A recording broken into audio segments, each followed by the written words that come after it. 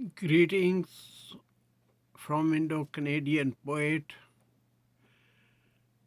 novelist, essayist, and literary critic Dr. Stephen Gill. In My Conversations, feature 5, Stephen Gill presents his views on the accomplishments of poetry in the 20th century. This question was asked by the managing editor of Poetry in the Arts from Texas, USA, and this question appeared in issue 23 in January 2001. Dr. Peggy Lunch, managing editor of Poetry in the Arts, is a prominent poet of the States and has authored several collections of poems. Now, one of the questions she asked was about the accomplishments of poetry in the 20th century. The 20th century will be known also for the gradual flowering of poetry that reached maturity towards the close of the millennium. It is called Second Renaissance. Whereas literary historians still grapple with pinpointing the fountain of the First Renaissance, and this First Renaissance flowered around the 16th century. It is not so with the Second Renaissance. The computer and mobility computer and mobility form the fountain of the Second Renaissance. Both have broadened the intellectual vision of human, which has opened the doors for the poetry to mature. Today, we know a poet can print a few copies comparably cheaply on a home-based computer printer to do it on a copier. Even regular printing is cheaper. And it is cheaper because a poet can make the first copy on his or her computer. This has encouraged more poets to get into print. To do this, it needs leisure. It needs free time.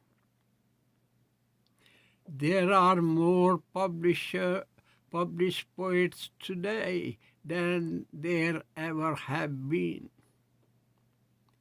The government projects to help retired, help to assist unemployed and disabled persons, and to help single mothers and other social welfare schemes which are around, particularly North America. All these schemes have given more time. All the schemes of the government have given more freedom to individuals to be able to concentrate on poetry as well. Moreover, there are several financial programs run by the agencies of governments and businesses. The governments were lenient as far as taxes are concerned towards cultural activities. Many businesses instead of paying taxes to the government, increased their funding for cultural activities. As a result, there was a mushrooming of poets. Availability of more leisure has increased the readership. The media was more open for cultural activities. Proliferation of education and the proliferation of courses on writing offered by local educational institutions were additional contributing factors for the overall flowering of poets and widening a market for them. The previous millennium had produced experimentalists as well. Some devices of these experimentalists became popular, and some of their devices fell on rocky grounds. At the same time, the availability of means produced several poets who did not know what they were doing.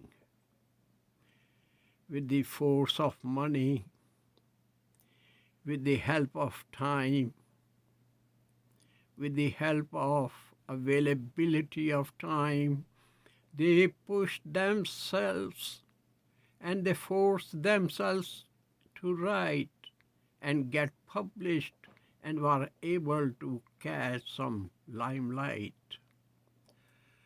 The flood of poetry, there is no doubt, this flood of poetry also confused readers. A common person could not differentiate between good poetry and bad poetry.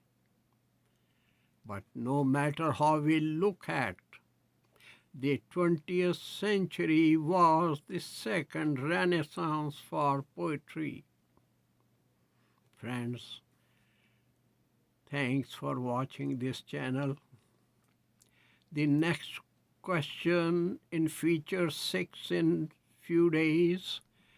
Next question is from Professor Dr. K.V. Dominic. This question is about literature in the age of sickness. Dr. K.V. Dominic, a prominent author of literary and critical studies, has participated in international and literary conferences, and his writings have appeared in a number of respectable journals. He edits 3 prominent journals. He has authored several collections of poems and also short stories. He has written a book on Stephen Gill, and this book is titled Stephen Gill's Poetry. And this was published by Authors Press in 2010. Worth reading. Thanks, my friend, for watching, and God bless you all.